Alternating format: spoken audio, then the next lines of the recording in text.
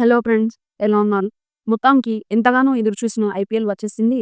Almost ending స్టేజ్‌కి కూడా వచ్చేసింది. ఎన్నో ఒడిదుడుకుల మధ్య ఈ ఐపీఎల్ ఫైనల్ స్టేజ్‌కి వచ్చిందని చెప్పుకోవచ్చు. ఎందుకంటే పహల్గామ్ అటాక్ తరువాత ఇండియా, పాకిస్తాన్ వార్‌లు జరగడం, ఐపీఎల్ పోస్ట్‌పోన్ చేయడం, పరిస్థితులన్నీ చక్కదిద్దుకున్నాక మళ్ళీ ఐపీఎల్‌ని రీషెడ్యూల్ చేయడం ఇవన్నీ చూసేసాం. ఆల్మోస్ట్ 2 నెలల నుండి క్రికెట్ ఫ్యాన్స్ అందరికీ ఐపీఎల్ ఒక పండగ అని చెప్పుకోవచ్చు. 10 టీమ్‌లు పార్టిసిపేట్ చేసిన ఈ ఐపీఎల్‌లో Gujarat Titans, royal Challengers Bengaluru, Punjab Kings, Mumbai Indians మాత్రమే ప్లే ఆఫ్స్‌కి వెళ్ళడం జరిగింది. చాలా మందికున్న డౌట్ ఏంటి అంటే ప్లే ఆఫ్స్‌కి వెళ్ళిన 4 టీముల్లో క్వాలిఫైయర్ 1, క్వాలిఫైయర్ 2కి ఎలా వెళ్తారు? ఎలిమినేటర్ అంటే ఏంటి అని. అయితే టాప్ 1, 2 పొజిషన్‌లో ఉన్న జట్టుల్లో గెలిచిన టీమ్ డైరెక్ట్‌గా ఫైనల్స్‌కి వెళ్తారు.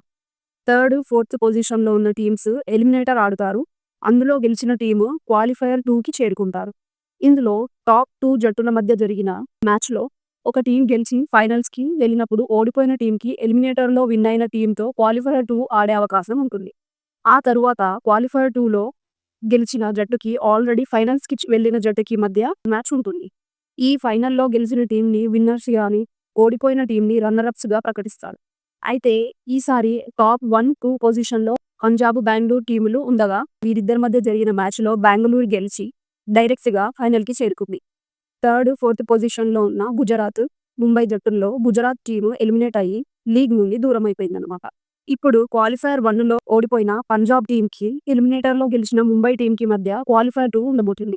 ఈ క్వాలిఫైయర్ 2లో గెలిచిన టీమ్ ఆర్‌సీబీతో ఫైనల్ మ్యాచ్ ఆడతారు. అయితే ఈసారి ఫైనల్ రేస్‌లో ఉన్న ఆర్‌సీబీ, పంజాబ్ జట్టులకి ఇప్పటివరకు ఐపీఎల్ ట్రోఫీ లేదు.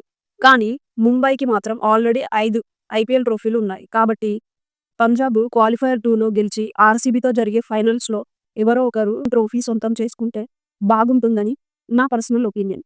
మీరేమనుకుంటున్నారు? కామెంట్ చేయండి. Thanks for watching. నమస్తే.